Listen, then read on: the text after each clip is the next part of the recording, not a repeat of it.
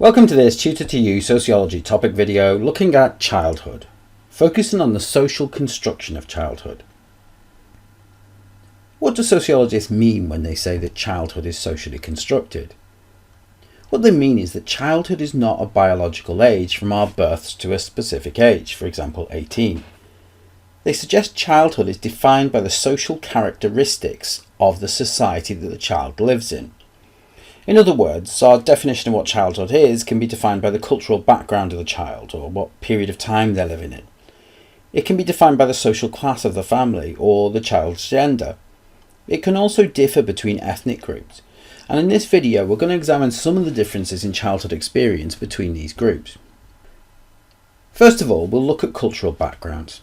While in the UK, childhood is often seen as a time of innocence and a time when children are learning to take their place in society, this is not the same globally. In 2013, the International Labour Organization estimated there were 168 million children engaged in child labour. Now this varies from working in agriculture to working in factories. Around the same time, Westernised estimated there were 300,000 child soldiers active in conflicts around the world, particularly in Central and Eastern Africa. It's also estimated by UNICEF that globally 1 in 10 girls experience sexual violence and that 95,000 children are murdered each year. Older research found variations in the way that children interact with their parents and other adults. Benedict found that in Samoa there was very little differentiation between adults and children were expected to contribute towards society much in the same way adults would. Aries examined the changing status of children through time. Tracing childhood from the Middle Ages to the late modern era, Aries found that there was little differentiation between adults and children until the industrial era, with the introduction of compulsory schooling and the advent of child labour laws that separated children and adults. Aries also found that a decrease in infant mortality as society advanced had led to less children being born and to a shift to a more child-centred society. In the early industrial era, many children were not expected to survive into adulthood, and therefore parents had weaker bonds with them. As medical and technological advances reduced infant mortality, stronger bonds developed between parents and their children. There are also social class differences in childhood, particularly in the UK. The Child Poverty Action Group in 2019 estimated that there were 4.2 million children in the UK living in poverty, and that this was estimated to rise to 5.2 million by 2022. According to the Department for Education, only 1.2 million of these were eligible for free school meals, and the period of austerity in the UK has highlighted many social issues facing children and young people. The use of food banks and campaigns to highlight period poverty and holiday hunger demonstrate that childhood is not a time of innocence and freedom for many children.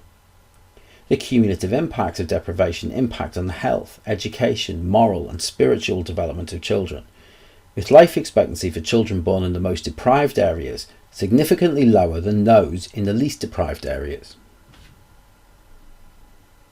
A child's gender also has impacts on how they perceive childhood. McRobbie has suggested that parents are more likely to display excessive control over their daughters in comparison to their sons.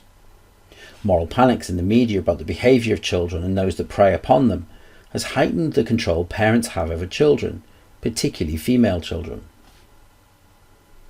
Gender socialisation will also lead to different experiences of childhood for boys and girls.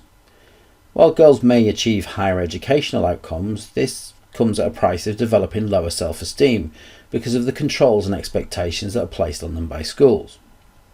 Boys, on the other hand, are susceptible to becoming victims of a crisis of masculinity, with reduced opportunities for traditional masculine jobs and their character traits being rejected by the feminisation of education. Boys often seek approval by other means. In recent years, there have become concerns over the impacts of this on boys' mental health and how this might translate into problems with mental health issues in later life. Another factor influencing the childhood experience is ethnic background. Bharti highlighted the stricter controls of Indian and Pakistani parents over their children, but also mentioned how the family acts as a support network for children, particularly within their education and later in their careers. Chinese students are also seen as having stricter controls on their activities, with families investing time and money into their children's future in order to help them achieve educational success. Another influence of childhood is the presence of racism, both overt and institutional. Ethnic minority students are likely to face racist abuse from their peers in school, and this influences their engagement with education according to Klein et al. Institutional racism is also more likely to impact on the experience of Black Caribbean boys, in both education and in treatment from the police.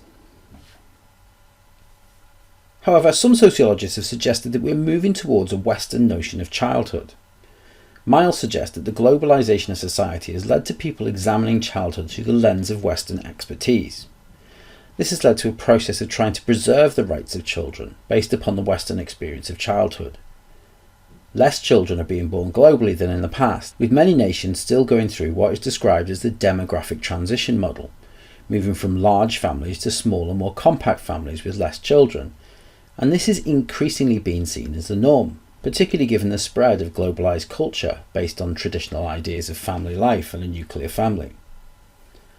All of this leads to a potential future of a more standardised childhood, one where children globally will have similar experiences within a period of childhood, usually based upon the early years of life.